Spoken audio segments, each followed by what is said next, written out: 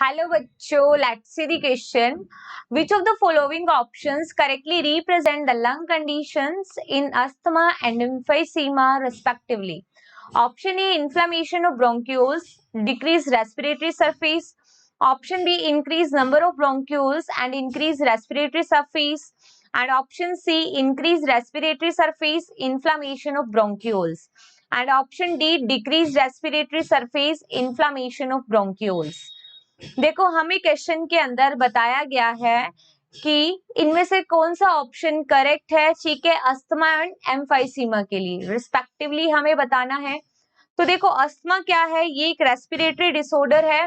ठीक है, अस्थमा एक एलर्जी कंडीशन होती है जो कि एयरबोर्न एलर्जन की वजह से होती है. ठीक है, एयरबोर्न एलर्जेंस.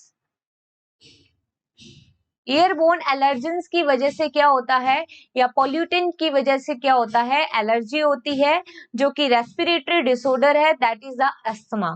और इस कंडीशन में क्या होता है कि जो रेस्पिरेटरी ट्यूब्यूल्स होती हैं जैसे ब्रोंकियाई और ब्रोंकियोल्स, उनके अंदर इन्फ्लामेशन हो जाता है क्योंकि एलर्जी की वजह से हमारा इम्यून सिस्टम हाइपर सेंसिटिव हो जाता है. ठीक है, और जिससे बेसोफिल सेल्स केमिकल रिलीज करती हैं लाइक हिस्टामिन एंड सेरोटोनिन. ठीक है, तो क्या होगा, इन्फ्लामेशन ऑफ ब्रोंकियोल्स. किसमें? अस्थमा में.